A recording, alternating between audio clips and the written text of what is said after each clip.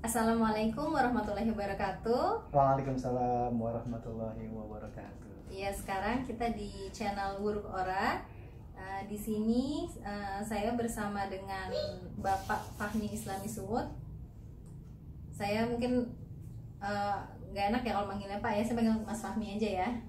Ya. Oke? Oke. Ya. Di sini Mas Fahmi, ini ada pertanyaan di forum diskusi. Oke. Di e-learning Unpam. Oke. Ini dari salah satu mahasiswa yang bernama Rizky Hendrawan.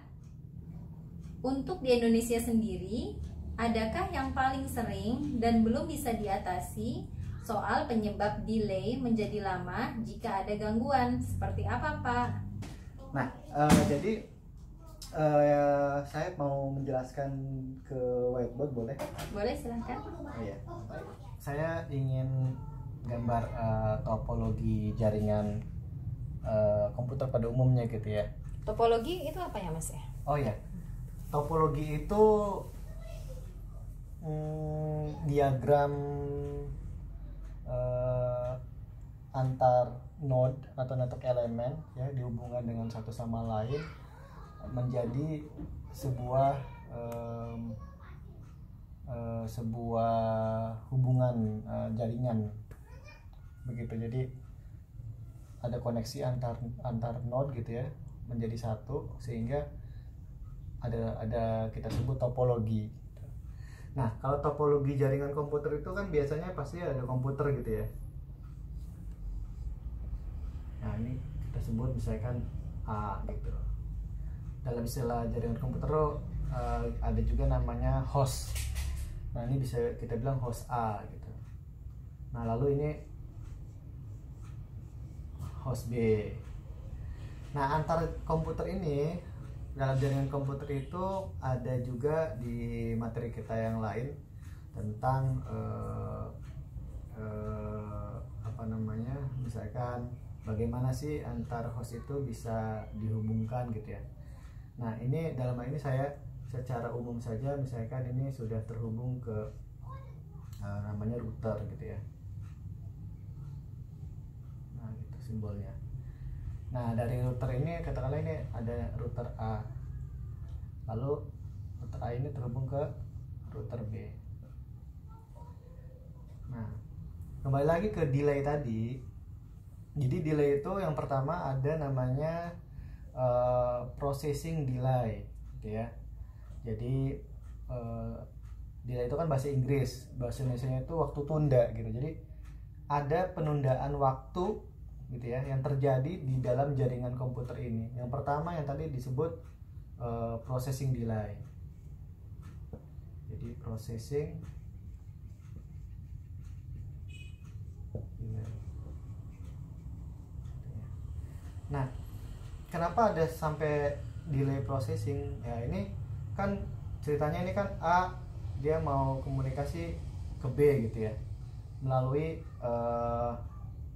router A atau bahkan ke router B dulu gitu ya, nanti balik lagi ke B, bisa terjadi seperti itu. Jadi tergantung topologinya gitu. Nah, dalam hal ini ketika ada paket data, nah kalau dalam jaringan komputer kan itu paket data kita bilangnya. Jadi misalkan ada paket-paket gitu ya. Nah, ini paket-paket. Nah, paket-paket ini atau informasi ini dikirimkan oleh A. Nah, ini masuk ke router A. Nah, bagaimana si router A ini bisa memproses paket-paket ini gitu. Lalu bisa tahu paket ini itu untuk siapa gitu. Nah, kalau misalkan si router ini lama memprosesinya, ya berarti nanti terjadi processing delay.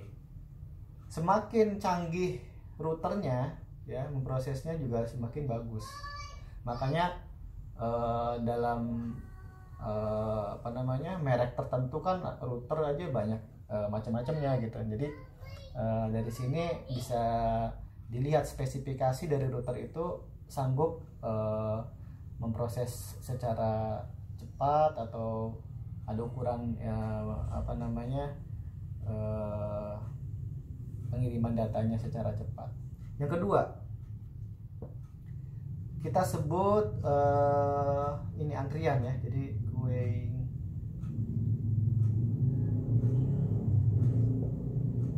delay. Nah, ini delay antrian ini maksudnya gini. Jadi bisa dilihat ini kan ada paket 1, 2, 3 gitu ya.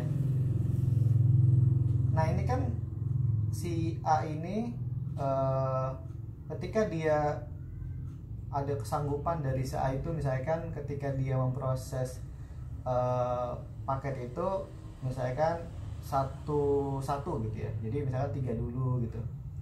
Tapi di sini ada antrian, ada 2 dan 1 gitu ya. Ada antrian di sini. Nah, seberapa proses dia tadi yang nomor 1 tadi, jadi ada hubungannya. Kalau misalkan dia cepat berarti nanti dia nggak ada antrian. Dan dari spesifikasi router juga ada namanya buffer. Buffer itu jadi dia kayak menampung dia tampung dulu semua 1, 2, 3 tampung semua gitu. Nanti dia proses lalu dia kirim ke destinasinya gitu. Misalkan ke sini gitu ya. Nah, kalau misalkan dia daya tampungnya besar, ya buffernya besar, otomatis bisa juga nggak ada antrian gitu. Jadi karena dia bisa secara smart memproses lalu mengirim tanpa antrian yang terlalu panjang.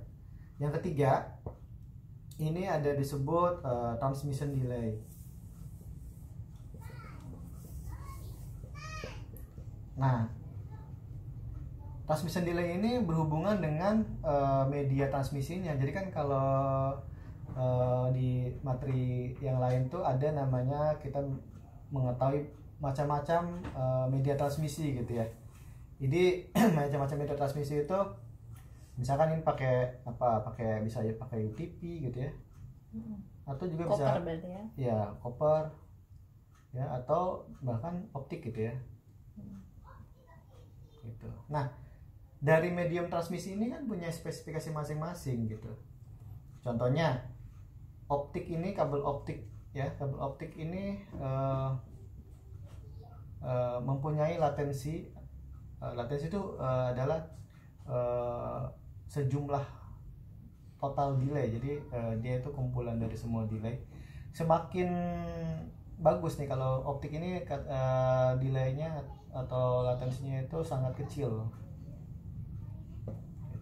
Nah, jadi transmission delay ini hubungannya ke media transmisi. Kalau misalkan kita milih kabel optik, tentunya waktu tundanya juga lebih kecil gitu. Misalkan ternyata pakai satelit, ya itu kan dari spesifikasi menggunakan satelit ini dengan long distance ya, bagaimana informasi dikirim ke satelit menghasilkan waktu tunda yang lebih besar. Nah, yang terakhir, yang keempat nih, ini propagation delay. Nah, propagation ini hubungannya adalah ya jarak gitu ya.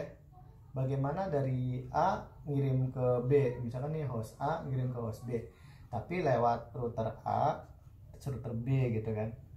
Nah, bagaimana paket ini dikirim dari A ke B tapi melalui router A, router B gitu kan, terus balik lagi ke sini. Nah, ini yang propagasi. Nah, semakin ini kan hubungannya berbanding lurus ya, semakin jauh gitu ya jaraknya, ya otomatis memiliki waktu tunda yang lebih panjang. Tadi yang tadi saya sebutkan di sebelumnya juga ada satelit ya. Satelit itu kan kalau kita gambarnya di sini gitu ya, bayangin aja, jadi dia ke atas dulu gitu kan, kemudian bahkan ke stasiun bumi dulu gitu, baru dari stasiun bumi ke sini. Nah, ini propagasinya delaynya semakin tinggi juga gitu. Nah, itu jadi ke pertanyaannya tadi, di Indonesia kenapa apakah lebih jelek gitu ya, kemudian biasanya itu tadi caranya gimana tuh, bagaimana dia? Kenapa gitu ya. Nah, ya jadi ini kan saya bicara secara umum karena saya sendiri tidak tahu apakah di Indonesia memang begitu. Cuma yang paling kamu ketahui adalah tentang teori delay ini sendiri gitu ya. Jadi ada kalanya kamu membaca misalkan di daerah tertentu kok delaynya tinggi atau jaringannya jelek gitu ya, apa dirasakan ininya ya, kamu harus melihat apakah routernya itu bagaimana memprosesnya, kemudian secara antriannya gimana, media transmisinya pakai apa gitu kan, terus tahu jaraknya bagaimana gitu. Nah jadi ini faktor-faktor inilah yang mempengaruhi delay. Jadi kalau delay total keseluruhannya gitu. Keseluruhan ya. Jadi ini bisa disebut kalau misalkan dalam teorinya itu namanya nodal delay. Nah ini kalau kita bilang TA gitu ya, ini TB, ini TC, ini TD, maka delay total ya TA ditambah TB tambah TC tambah TD gitu. Seperti itu. Boleh nanya nggak Mas? Oh boleh. Gimana deh? Ya, kalau saya dari pertanyaan mahasiswanya kan mungkin terkait yang dia rasakan sendiri ya mungkin ya. Nah, boleh nggak kalau menyimpulkan dari penjelasan Mas Fahmi ini? Nah, misalnya nih saya tinggal di Kabupaten Tangerang nih, di Mauk ya, yang mungkin agak jauh dari perkotaan. Nah, kalau kita ngeliat dari sini, bisa nggak misalnya yang pertama processing delay, dia itu agak delaynya mungkin kita bisa katakan lemot karena ya nggak tahu ya, mungkin router yang digunakan si internet service providernya mungkin masih apa ya, tadi kan kalau semakin bagus router semakin cepat ya. Ya mungkin routernya agak jadul, bisa nggak? Bisa jadi. Nah terus yang kedua misalnya queuing delay antrian ya. Tadi processing salah ya. Ini bener. Sama terkait juga ya antriannya ya. Antriannya tuh satu router dia mungkin mengcover berapa banyak rumah sekolah, jadi antriannya banyak. Jadi ada buffer di situ. Jadi kan aduh antri nih di buffernya ya, di itunya di buffernya antrinya banyak. Nah terus yang ketiga transmission tadi terkait media ya. Nah medianya ternyata masih pakai yang ADSL ya, kabel tembaga gitu. Kabel tembaga yang buat telepon pakai teknologi ADSL atau apa. Ataupun mungkin kan kecil bandwidthnya kan. Mungkin optiknya hanya sampai kelurahannya aja, rumahnya dia pakai radio ya, microwave gitu. Sehingga jadi agak-agak lemot lagi. Terus yang propagasi, kalau propagasi mungkin lebih kelihatan jarak pengaruh tuh kalau radio mungkin ya.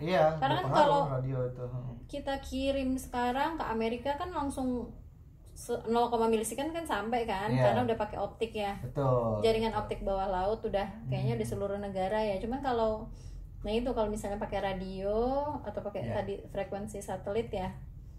Nah itu mempengaruhi jadi delay. Bisa nggak menyimpulkan seperti itu gitu? Bisa. Makasih deh. Jadi propagation delay ini juga berhubungan dengan gangguan-gangguan tentunya ya. Jadi maksudnya kalau misalkan tadi kan ada yang menyebut menggunakan kabel optik sebenarnya jauh ya ke Amerika gitu, tapi kenapa bagus gitu kan. Nah karena kabel optik ini kita bisa bilang noise-nya sangat kecil gitu ya, atau kerentanan noise-nya itu sangat kecil gitu ya. Jadi makanya kabel optik ini walaupun propagasinya itu jauh kan, ini spesifikasinya kan ada, kabel optik itu optimalnya itu sanggup berapa kilometer gitu. Ini ada juga, dan ada jenis-jenis kabel optik juga ada. Ada kabel optik yang sifat untuk indoor gitu, ada outdoor gitu ya. Jadi spesifikasinya itu banyak gitu. Ya jadi kabel optik ini mempunyai kelebihan dia lebih tahan terhadap noise gitu ya. Jadi walaupun jaraknya itu jauh tapi dia bisa tahan. Cuma memang dikembalikan lagi di jenis-jenis kabel optiknya juga ada spesifikasinya gitu. Ya, jadi kesimpulannya begitu deh tadi. Oke. Ya sepertinya saya juga cukup paham ya. Semoga pertanyaan dari tadi mahasiswanya juga bisa terjawab. Ya, tapi lebih bagus lagi kalau belum puas. Jadi masih penasaran terus ya. Baik. Ya. Alhamdulillah cukup sekian untuk sekarang. Wassalamualaikum warahmatullahi wabarakatuh. Waalaikumsalam warahmatullahi wabarakatuh.